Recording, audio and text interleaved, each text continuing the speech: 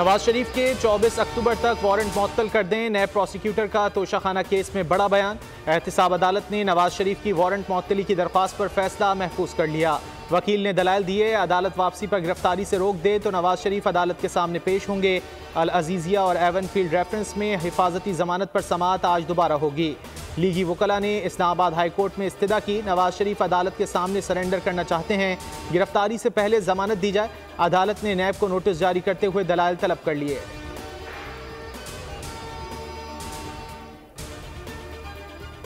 Israel को इंसानियत ना आलमी कवानीन की परवाह, गजा में फिर बर्बरियत, 24 घंटे में अस्पताल, मस्जिद के बाद एक और अस्पताल निशाना। इसराइली फजाइया की अल-कुद्स अस्पताल के अतराफ बमबारी, 24 घंटे में 678 फ़लस्तीनी शहीद, शोहदा की तादाद 3500 हो गई, 13,000 से ज़ायद जख्मी।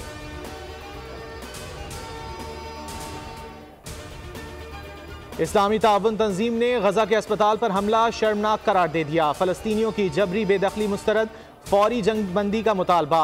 फ़लस्तीनियों पर जारहाना हमले आलमी कवानीन के मनाफी हैं। गजा की सूरत हाल इंतहाई भयानक है। जंग में बच्चों और ख़वातीन को कोई निशाना नहीं बनाता। शहरियों को तमाम सहूलतें फराहम की जाएँ। OIC इजलास का एलामिया जारी। ईरान का इसराइली सफ़ीरों को मुल्क बदर करने का मुतालबा। ईरानी वज़ीर ख़ारजा ने कहा कि इस्लामी ममालिक इसराइल पर पाबंदी लगाएं, इसराइल को तेल की सप्लाई बंद की जाए। इसराइल के जंगी जराइम पर एक्शन ज़रूरी है। जलील अब्बास ने कहा कि फ़लस्तीनियों की घरों से जबरी बेदखली की दहशतगर्द मुहिम फौरी ख़त्म की जाए।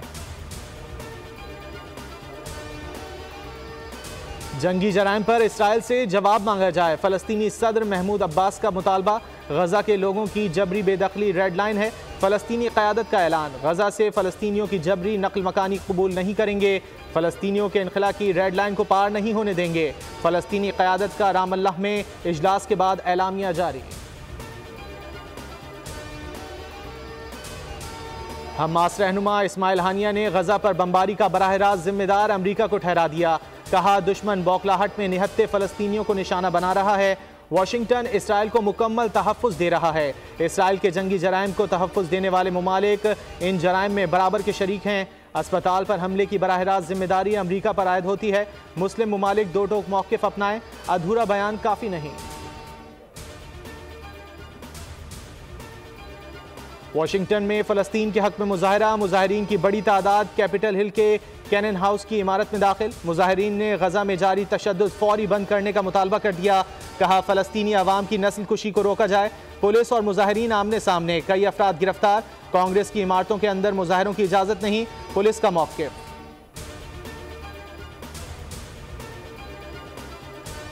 इसराइल फ़लस्तीनियों की नस्ल कुशी में मुलव्वस है। हिस्पानवी वज़ीर बराए समाजी इंसाफ का इसराइल पर इक़्तिसादी पाबंदियाँ लगाने का मुतालबा। कहा, मंसूबे के तहत फ़लस्तीनियों की नस्ल कुशी को संजीदगी से देखना होगा। यूरोपीय यूनियन और अमरीका इसराइल के जंगी जराइम में शरीक हैं। इसराइल के खिलाफ आलमी फौजदारी अदालत में मुकदमा चलना चाहिए।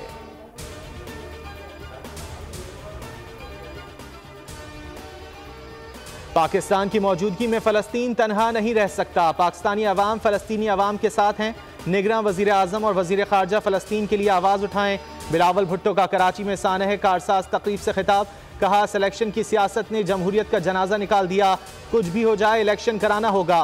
बिलावल भुट्टो का दो टोक मौक़िफ़। कहा, एक ही सूरत में आगे बढ़ सकते हैं, इलेक्शन कमीशन फौरी इलेक्शन का ऐलान करे। एक शख्स की वापसी के लिए इलेक्शन रोका गया। उम्मीद है रियासती इंतजामात के बाद इस्तकबाल भी बड़ा होगा। 16 माह में साबित हो गया, पाकिस्तान को लंदन से नहीं चलाया जा सकता।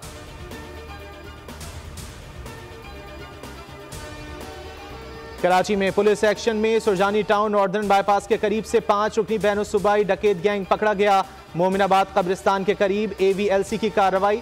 फायरिंग के तबादले में जख्मी समेत 3 मुल्जिमान गिरफ्तार। औरंगी टाउन फुटबॉल ग्राउंड के करीब 2 डाकू अवाम के हत्थे चढ़ गए। तशद्दुद के बाद पुलिस के हवाले। असलहा और मोटरसाइकिल बरामद। न्यू कराची सेक्टर 11J में होटल पर बैठे शहरी कीमती अशिया से महरूम। 4 मुसल्लह मुल्जिमान शहरियों से मोबाइल फोन्स और नकदी छीन कर फरार हो गए।